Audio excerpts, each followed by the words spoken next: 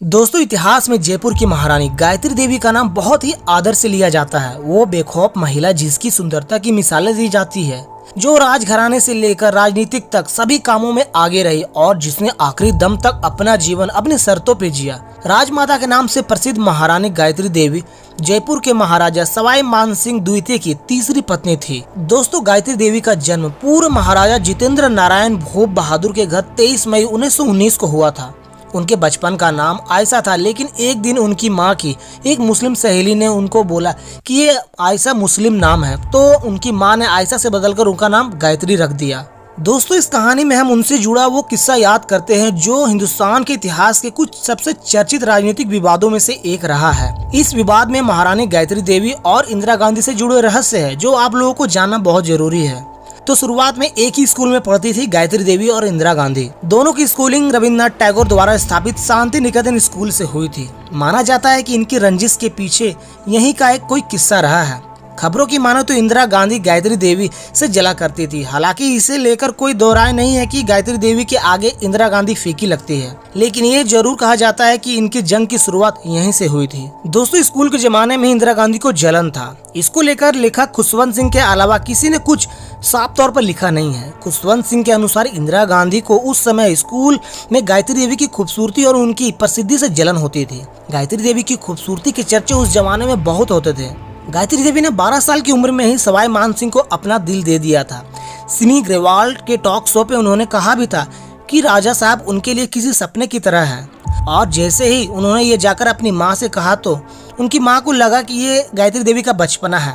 गायत्री देवी राजा साहब की तीसरी पत्नी थी और कूच बिहार जो पश्चिम बंगाल में है। लेकिन सोचने वाली बात यह है कि वहाँ के महाराजा की बेटी ने 1930 के दशक में लव मैरिज करके सबको चौंका दिया था। फिर 16 साल की उम्र में गायत्री देवी को सवाई मानसिंह जो पहले से ही शादीशुदा थे, जो कि उन्होंने प्रपोज किया था, और गायत्री देवी के 21 साल होते ही दोनों ने सबके विरोध के बीच शादी कर ली थी। गायत्री देवी पर्दा सिस्टम से नफरत करती थी और इसके लिए उन्होंने काफी कुछ किया। गायत्री देवी ने लोकप्रियता इतनी हासिल की उन्होंने चुनाव भी अपने दम पे लड़ा और जीता भी। यहीं से शुरू हुई गायत्री देवी और इंदिरा गांधी की दूसरी जंग। चुनाव जीतकर गायत्री देवी ने बनाया था रिकॉर्ड। उन्होंने जयपुर लोकसभा सीट से 1962 में चुनाव लड़ा, जो कि कांग्रेस पार्टी के विरुद्ध था। दरअसल इससे पहले पूर्व प्रधानमंत्री लाल बहादुर शास्त्री जी ने उन्हें कांग्रेस से जुड़ने का न्योता दिया था, लेकिन उन्होंने इसे स्वीकारा नहीं और स्वतंत्र पार्टी से चुनाव लड़ने के बारे में कहा। इस दौरान में 2,46,516 में से 1,92,909 वोट गायत्री देवी को मिले थे और उस वक्त उनका गिनीज वर्ल्ड रिकॉर्ड में नाम दर्ज किया गया था, क्योंकि उन्हें ऐसी मेजॉरिटी वोट मिले थे। खुशवंत सिंह के हवाले ये बात भी कही जाती है कि जब संसद में गायत्री देवी आती थी तब इंदिरा गांधी को बिल्कुल पसंद नहीं आता था। इंदिरा गांधी से जुड़े लोग महारानी गायत्री देवी को शीशे की गुड़िया भी कहा करते थे। उसके बाद दोस्तों आता है भारत देश के इतिहास का सबसे काला दिन, इमरजेंसी। इसके दौरान गायत्री देवी को भेजा गया था जेल।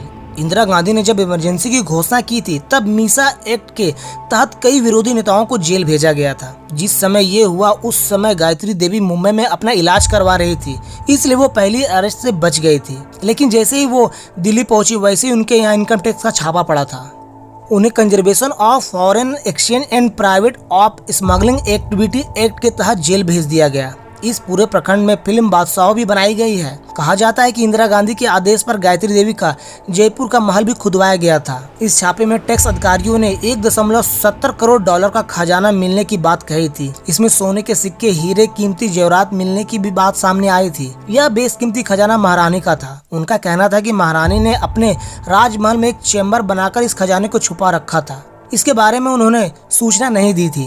दोस्तों, गायत्री देवी इस समय 56 साल की थी और इसी दौर में भारतीय राजाओं के अधिकारों को छीनने का एक्ट सामने आया था। इस सब के तहत गायत्री देवी को 6 महीने के लिए जेल में रखा गया था। इस दौर में गायत्री देवी को माउथ अल्सर हुआ था और इनके इलाज तक के लिए इजाजत आने में 3 हफ्ते लग गए थे।